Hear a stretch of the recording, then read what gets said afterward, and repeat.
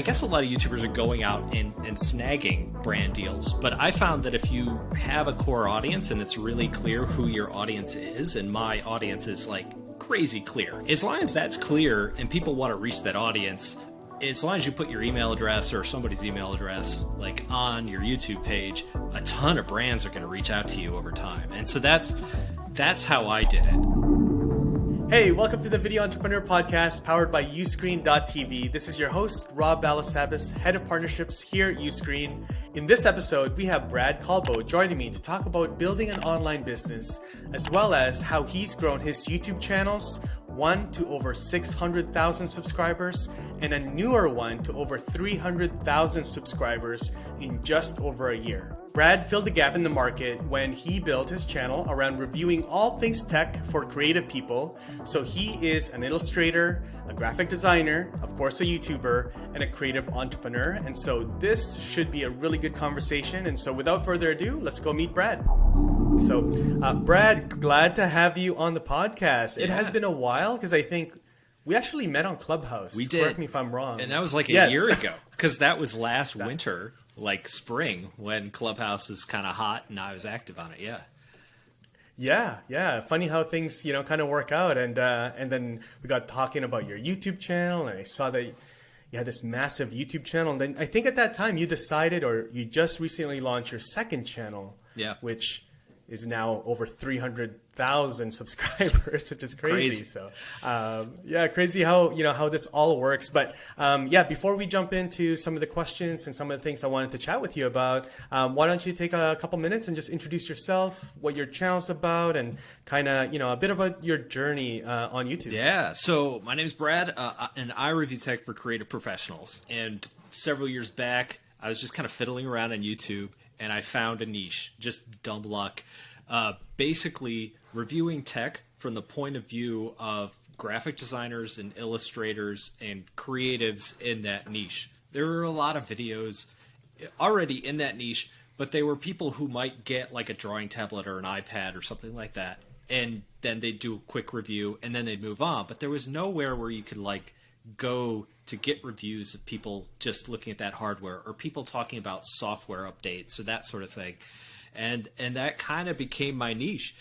And over the years, it was a side hustle, just something to do on the side. And it grew into a job. And about 3 years back, I just went full time into it. And then about a year ago, like you mentioned, I decided to split my channel in half, because I did a lot of tutorials in my early days.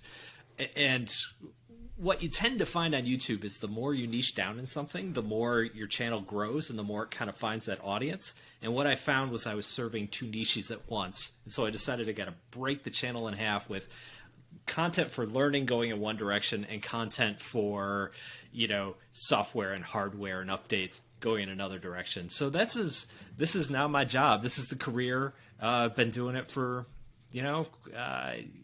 it feels like a long time, but it's only been, 4 or 5 years now. Yeah. No, that's a long time in YouTube land, right? Yeah. So that's a very long time. What was your I guess day job before you went full time and all in with being a content creator? Yeah, I was a UX designer. So I started in graphic design, and I graduated in the early 2000s. And so I kind of fell into web design, because that's where all the design work was at the time. And then over time, I just kind of evolved and had several jobs, and I was freelancing, which I think for me, whenever I hear an entrepreneur story, I'm always like, yeah, but how did you start? Like, you'll hear people tell this story about like, and then I started a company, and I'm like, okay, but when you started that company, before you got a client, how'd you pay the bills? And so for me, I was freelancing, and I was doing contract work. And I was usually I was like the token designer, UI, UX designer on a team of developers. And so my work would ebb and flow. And sometimes I'd have a ton of work, and sometimes I wouldn't have a lot of work. And so I worked on YouTube on the side.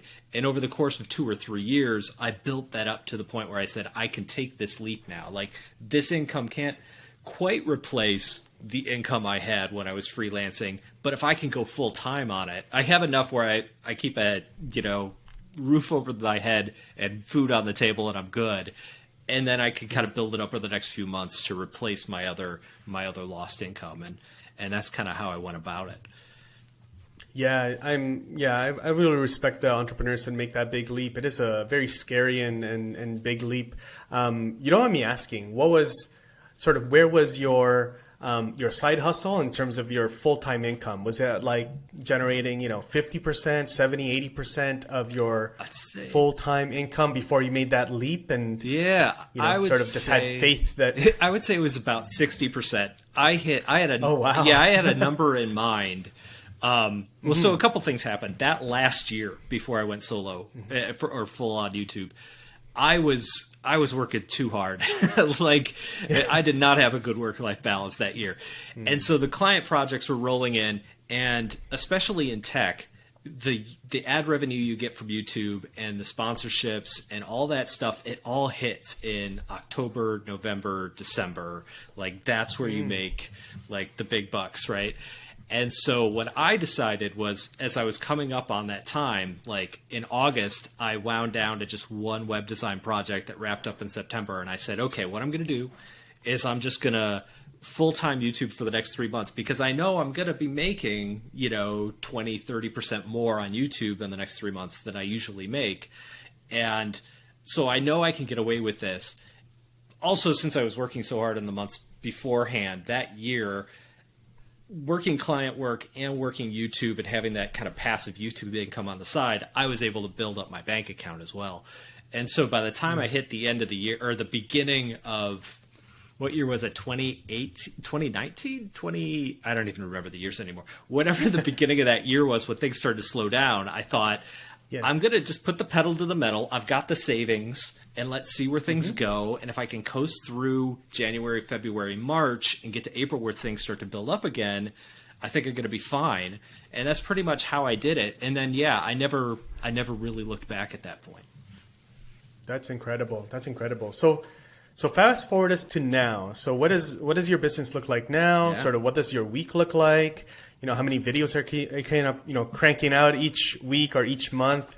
How has it sort of evolved since you made that big leap? Yeah. So the evolution is just basically grow every piece of the pie. So, and the pie consists of ad revenue or the AdSense revenue directly from the ads that run from the videos. That's one slice. The second slice, and the thing that really allowed me to kind of jump early, was online courses. Because of the stuff I talk about, online courses just are a perfect fit. Some channels, they're a good fit for merch. Some channels are a good fit for, everybody's kind of got their own thing. And for me, online courses are just like the perfect fit. And so that was a big chunk of the pie, and probably the main chunk. And then the other piece at the time was much, much smaller, but the occasional brand deal. And then over the course of the last 3 years, I think that's changed. The courses have kind of remained about the same size. AdSense revenue has grown, but the big thing that's expanded have been brand deals, and working on those and kind of getting that flowing and learning how to make clients happy and stuff like that. Yeah. That's a really simple way to look at it, actually. You've got three levers to kind of pull on, and some of them I guess the AdSense and the YouTube partnership program is probably the one that you can control the least, would you say? Just because it is a bit unpredictable. Yeah, but assuming that your channel continues to grow each month and you have new videos and new subscribers, that should theoretically grow. Slowly goes up. Slowly go up. So in terms of courses, fantastic way to really leverage technology to be in more places than at the same time for you, right, to teach people. That's great. But I really would love to hear more about the sponsorships and brand deals, because I think that's a big topic right now for creators, and especially for our audience. Describe your first deal with us. How did that come about? So the very first deal was with a company called Paperlike, who is still sponsoring with me. And I don't know if you're familiar with them, but they're basically screen protectors for iPads, but they're designed for art and illustration, basically. So an iPad has like a really slick, beautiful glass screen. The Apple Pencil is hard plastic, and so it doesn't feel organic at all when you're drawing on it. And so Paperlike is basically a protector that goes over it, and it just feels so much better to draw on that texture than it does to draw on just a raw screen. So they were the very first, I forget, it was like a $200 or $400 to be in one video sort of a thing. And they've been with me ever since. And we did several integrations back this fall when new iPads rolled out. So yeah, they've been solid for me. The other deal that I really remember, like my first big deal, was with this website domain company, and they gave me like a URL to use, and it was like a 4-video deal, and it was like, I was like, oh man, I'm a fantastic salesman. I just got this amazing deal. It's 4 videos, and I do this, and I got a URL out of it. And it was interesting because in retrospect, there are things in that deal that aren't bad necessarily, but I would never do now that I kind of understand the space a little bit more. Right. But that was the one that stuck out to me and ended up kind of pushing me in a direction that I didn't expect to go. I'm now working with an agency that they handle all of my brand deals. So even if I bring someone in or I'm talking to someone, at some point I'm like, hey, I'd like you to meet, my rep. This person, you guys talk it out. You guys figure out the details. My people will talk to your people. Absolutely, absolutely. I did not expect to go that route when I started. I was because I was a freelancer. I was used to writing contracts. I was used to doing stuff. But as I got deeper into this, we could dive into it because I've got examples. Yeah. That first brand deal I was talking about, some of the things in that, in the legalese on that was that they wanted me, at the time I was doing like an email newsletter. It still exists, but it's a more automated thing. I'm not doing like weekly updates and that sort of thing anymore. But they said, hey, we want the URL to be in each weekly newsletter, like prominently feature your URL. And I was like, well, that's no problem because I'm pushing people to the URL. They wanted it to be at the beginning and the end of every video for 2 years. And I was like, it's a great URL. I'm pushing people there to buy my courses anyway. Absolutely. Let's do it. So all of the things were good for me. But as I got in there, I realized the deal says that I have to use their URL in 1 email a week. So that means I have to produce 1 email a week. That means I have to put if I come up with an intro for a video, because sometimes I just ditch the intro, because sometimes you're editing a video and that's just the flow of things and you don't want to interrupt the story or the interest to put the intro up, right? So that happens a lot, probably about 25% of the time. I'll just pull the intro out if I feel like it's too disruptive and just, flow into the story. I can't, but I'm contractually obligated to run this thing at the beginning of my videos, And so I was finding weird ways to do that, like instead of like putting it all on the side, at the 5-second mark or whatever. And then other brands come along and they want to do similar things. And all of a sudden you realize after you've worked with, a handful of brands, you're like, you've got a checklist of things you've got to do for every video or every email or every marketing thing you do. And it gets really complicated quick, when you start to add that up. So even though that initial deal, wasn't bad for me, like it was a really good deal. I was very happy with it at the time. I did learn a lot from it as far as like just how to kind of organize things so that you don't create more work for yourself in the long term or shoot yourself in the foot.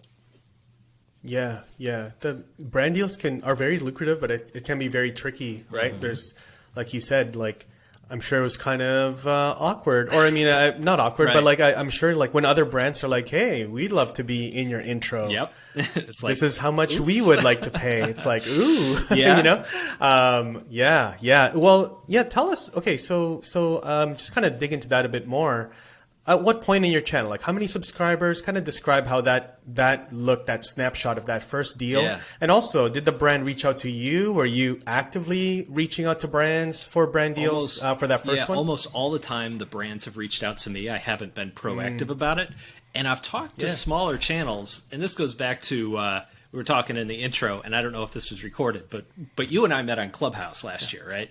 Yeah. And there were a lot of like channels or rooms, I guess is the proper term, on Clubhouse, where people talk about brand deals. And I guess a lot of YouTubers are going out and snagging brand deals. But I found that if you have a core audience and it's really clear who your audience is, and my audience is like crazy clear. Like everybody, it's like, oh, he reviews stuff with pens. Okay, illustrators, graphic designers, we got it. That's who we're trying to reach. As long as that's clear and people want to reach that audience, as long as you put your email address or somebody's email address like on your YouTube page, a ton of brands are going to reach out to you over time. And so that's how I did it. And that seemed to work pretty well. And I like it that way because I think there's something to it, because I do know people who have gone the other way, where they use a product over and over again, like someone who's doing audio stuff, and they're like, man, I use this padding all the time to stop the echo in my room, and reaching out to that brand to sponsor their thing makes total sense. But yeah, I never really hit that point, mostly because I guess 4 years ago, I had no idea what I was doing. Like I think the community of YouTubers has grown so much, just how much we talk to each other and how much we kind of share information and that sort of thing, and how we do this job and how it is a job now. There's so much more information than there was just a few years ago. Yeah, it's actually really refreshing to see that there are more conversations between creators about money. And I know it's not public. They're not publishing these conversations or right. Calls or doing it on live streams. But I do see I have a core group of creator friends, and we share discussions around money and brand deals and how much they're getting proposed, and to do certain things, which is really good. I think transparency on that is good. I think I'm on both sides, as a creator myself on my personal channel, but also as a brand, representing a brand. It really does help to have an understanding of value. Absolutely. For a viewer, a subscriber. What does that look like? And then all the different things. And so, that's really important. That's really important. I'd like to shift, because you mentioned community, and this is something I've always wondered with larger channels like yours. I mean, you have multiple. You have two. How do you manage that community? How do you manage to grow and nurture the community, even just on YouTube, right? All the comments and I'm sure people are reaching out to you on Instagram. I mean, commenting on everything. So what does that look like for you? I love the community. I think every YouTuber does, just because it so many good elements to it. But at the same time, I haven't really done a ton. I had a Discord for a while, and I decided to go in a different direction there, just because I realized moderating a Discord is kind of a full-time job. And I appointed some mods, and then they were great people, but then they're still like, okay, this kid is acting up over here, what do we do? And then everything still kind of bounces back to you, because they don't want to mess up your Discord, right? And so getting really in the weeds with the community, I found to be kind of hard. It's easy to reply to comments. It's easy to talk to people on Twitter. I'm really bad about Instagram DMs. I've just kind of declared Instagram DM bankruptcy. Unless I follow the person and it comes directly to that inbox. But the other one, it's really hard to follow. You just gave up. I did. I feel bad about it at a certain point, but you just kind of have to. Totally understand. And you just kind of stay on top of those little things and try to communicate the best you can. What I think is amazing about my community is that I'm an illustrator, right? I'm known as an illustrator, but I kind of fell backwards into this. I was a designer who liked to draw stuff, and all of a sudden I'm reviewing this tech just because I saw an opening for it. Nobody was talking about these things, and I wanted someone to talk about these things. And the community just kind of built around that. And what I have found is that I have been very open with the community about my insecurities around my drawing skills, right? I am not a great artist. I'm a learning artist. And so whenever I learn something, right now, this year, my New Year's resolution is to learn 3D modeling and those sorts of things, because a lot. Blender. Yes, right? Is it Blender? I'm learning Blender. I saw your post. Oh my gosh, it's so much Very fun. cool. It looks so cool. Yeah. Yeah, talk about an amazing job. Like, this is the slow time of year Yeah. for me, and so I just decided, okay, 2 or 3 days a week, I'm not going to do any real work. I'm just going to learn Blender. So I'm just drawing like houses and characters and creating it. flowers and stuff like that. And like, this is my job. Next week, I have to stop following tutorials and doing fun stuff, and I have to actually make a video on it. But right now, today, I was having a lot of fun playing in Blender. That's awesome. But the other cool thing about the community, though, is how many people on Twitter have just like seen me starting from nothing, and just in the last 2 weeks have been like, okay, I'm gonna start this too. That is amazing. that's cool. You know, to know that, because there's so many people like, well, I think everybody's like this. Like, there's a thing you see and you're like, I want to try that.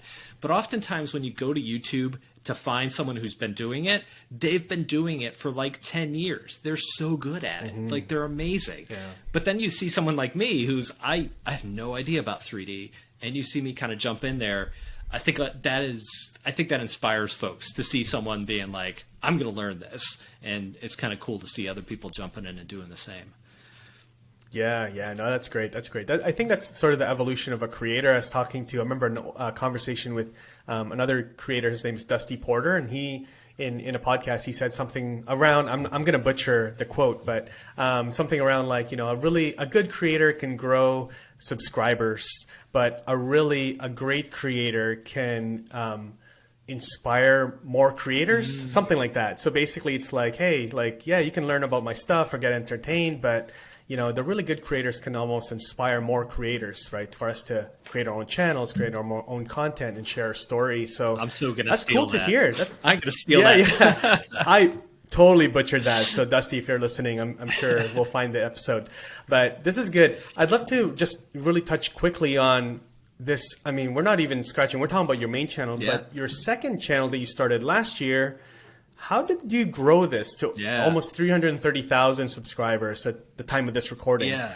How did you do that? So step one, I already had an audience, which makes it so much easier. And it was an audience that, so what was happening on my main channel is whenever, so I'll take 3 steps back here. Tech, amazing niche to be in on YouTube, but I love throwing time and energy at videos, like really polishing videos. I had animated parts and jokes and the stuff that takes time, right? And what I found is like a review would come out, and that review, a review does well if it's timely. So if I published an iPhone review today, it's not going to get any views. But if I published an iPhone review within a week of it, you know, landing, it's going to get a ton of views because that's when everybody's watching that content. And so in tech, the most important aspect to getting views and growing that audience is being timely and being able to put out something like within, you know, the window that everybody's looking at it. And then slowly over time, so it's not evergreen content. Now the second channel, those tutorials, how to draw, my art school, that is all evergreen. And so I don't mind, like, those are those videos are kind of a mix between a Saturday morning cartoon and an art tutorial. So they're completely animated, very roughly animated. It's not sophisticated animation in any way. And they're like, it was cool because I got to hire voice actors. I got my daughter on there as one of the characters, you know, and so it's like I'm teaching a classroom of animals and they're learning art. But I love doing those kind of videos, even though they take like 3 or 4 weeks to produce like one video, because I know that video is going to be just as relevant 6 months or 6 years from now as it is today. And so that was the hard thing with my channel is and YouTube tends to kind of push you into a niche, and that niche I had was tech, and it's a great niche to be in, but I would publish a tutorial, and no matter how much time I spent on it, it wouldn't get the views because the initial group of people who subscribed to my channel, like the larger chunk of that audience, was just interested in the tech part. They weren't as interested in the tutorial part. And so what happens is then the algorithm kind of says, well, the click-through rate's not that great, so we're just not going to promote it. So what I found over time is every month, it was harder and harder to get a tutorial to do well on the channel And yet I saw other channels just killing it doing that. And so that's why I decided to kind of break it off. Now, how did it grow? One, I had a core audience that was ready for that content, that knew it was coming, that saw me in my videos, you know, promoting it for weeks or months before it launched. Then it launches. So like day one, I already had like 6,000 subscribers when that first video hit. So I was already monetized before like the video's up there, you know. And that also tells YouTube, hey, here's a bucket of people that all like this piece of content, and these people have this in common, and they're all watching this new piece of content, so let's spread it out to other people. And that's one of the hardest things about starting a new channel, is getting that initial traction. So I think that helps me to kind of inform the algorithm, this is an art channel, this is a tutorial channel, and these are the type of people who like it. Spread it out there. The second thing that really grew that channel was just really good timing. Shorts were just kind of taking off, and at the time YouTube was pushing them hard in the app. They probably still are, but there weren't any shorts on the platform. And so I did a handful of shorts, and so I hit like 100,000 views in like April, or 100,000 subscribers by April. So that initial push, like from my subscriber base, maybe got me about 10,000 subscribers, and then it slowly grew. But then by the end of February, I started putting out some shorts, then March, and then April, and the shorts just kind of took off. And all the shorts are basically ads for the long form videos. And a lot of those people have come back to watch those long form videos. And I can see you were just, you're on the site now, and like the worst performing video on that channel, I think, has 100,000 views, which is a really good, like my other channel doesn't have that. So there's something to be said about, I think there's an expectation on this channel that I have set that these are going to be highly polished videos. And even if you're not into this topic, you're into the style of the video, you're into the personality of the characters. So I'm playing with some different things. It's grown a lot faster than I expected. And with that said, there's no business model around it yet. It was just kind of hey, this would be a fun thing to do. So it makes a tiny fraction of what the other channel does. And so I'm still kind of at this point where it exists. It could be its own business, but there's no business model around it. And so it's just kind of sitting there right now, making me ad revenue. Yeah, which is not nice. a bad problem to have. Yeah, that's nice. That's nice. No, it's just been really impressive to see. I mean, I remember you launching this last year, and it already had some traction, but to see it now at almost 330,000 subs is incredible. You mentioned community. I do remember you mentioning a guy on Instagram, Rishi Draws. Yeah, and I started following him, and we have an iPad Pro, and my son and my daughter love Procreate, and they've been like learning everything. They're drawing me, and like they're selling their drawings of people as Simpsons characters. Little awesome side hustle that they've got going on. Yeah, it's just been really entertaining for me just to watch. It's almost like relaxing to watch people draw on Procreate and stuff. And so same thing with your shorts and your animations here. It's just like, I probably won't be a very like good illustrator, but it's just entertaining to kind of watch and see how you do that. So yeah, it's great. And I can really tell you enjoy what you're doing, Brad. It really comes off like it's not even a job for you, it seems like. Right. Yeah, it's beautiful. No, this has been really good. I think, the success that you've had, finding the really specific niche, and kind of, it seems like you went from tech to then more like very, very niche into what you're doing. And my takeaway from this is just how you've simplified those revenue streams. Mm-hmm. I think a lot of creators try to do everything. Oh, yeah. Merch, swag, Patreon, all that stuff, but you've got three. Patreon, yeah, all the, but you've got 3. And I think that's probably the biggest takeaway from me. And so, I'd like to invite our listeners, our viewers, let us know what the takeaway was from Brad's, what Brad has shared here in terms of what you might apply to your business and your content. But Brad, before we do that, I've got one last question. But before we do that, I'd love for you just to share where folks can find you if they want, after this episode, and where they can connect with you, follow some of the things that you're doing. And then I've got one last question. Yeah. So on YouTube, I'm Brad Colbow, and that's probably the best place. That's where I'm producing the most content. That's my primary channel. The other channel, if you want to learn art or just see what I've been talking about, Brad's Art School is the other channel. And then I'm on Instagram and Twitter. Not quite as active on those platforms, but always hanging out there. I'm more of a consumer on other platforms than a producer. Well, there you go. There you go. Yeah, you got to consume some. That's right. I consume way too much. So there you go. I love it. No, it's great. It's great. Okay, my last question for you is where do you see the future of online videos, and where's this whole space going? Whether it's just like your niche, that you're in, or just in general, YouTube, online videos. Where do you think it's going to be going in the next few years? I'm going to sound really dreamy here, but I think it is the future. I think it's already replacing traditional television. I think these creator funds that YouTube started it with sharing AdSense revenue, but like you've seen everybody jump on the creator funds bandwagon. Obviously, TikTok's doing it, Instagram's doing it, Facebook's now doing it. You've got. Even I think Spotify does it.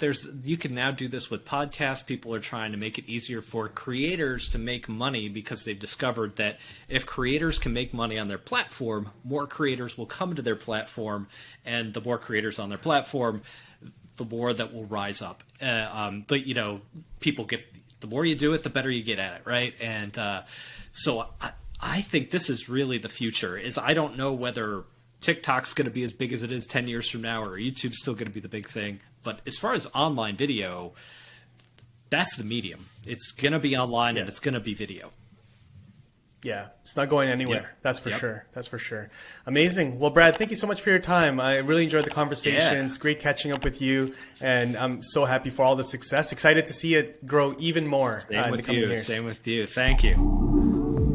Hey, I hope you enjoyed that conversation with Brad. Make sure you are subscribed to the show so you don't miss any of the new episodes as they're published. And if you want to learn more about using Uscreen for your business, or if you want to join our affiliate partner program, head over to uscreen.link/podcast to get more information. And I'll see you in the next episode.